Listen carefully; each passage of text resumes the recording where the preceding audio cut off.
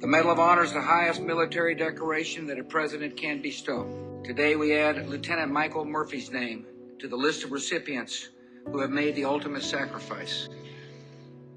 Deep in the mountains of Afghanistan, this brave officer gave his life in defense of his fellow Navy SEALs. On June 28, 2005, Michael would give his life for these ideals. While conducting surveillance on a mountain ridge in Afghanistan, he and 3 fellow SEALs were surrounded by a much larger enemy force. Their only escape was down the side of a mountain.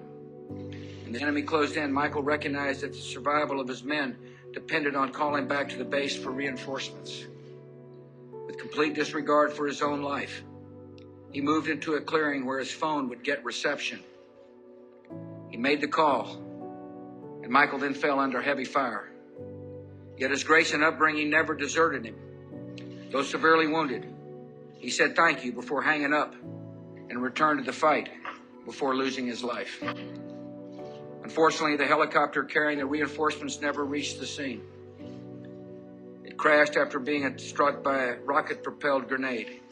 And in the end, more Americans died in Afghanistan on June 28, 2005 than on any other day since the beginning of Operation Enduring Freedom. This day of tragedy also has the sad distinction of being the deadliest for Navy Special Warfare Forces since World War II.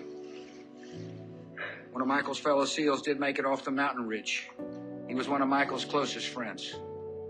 Petty Officer Marcus Luttrell of Texas, author of a riveting book called Lone Survivor, put it this way: Mikey was the best officer I ever knew, an iron-souled warrior of colossal and almost unbelievable courage in the face of the enemy.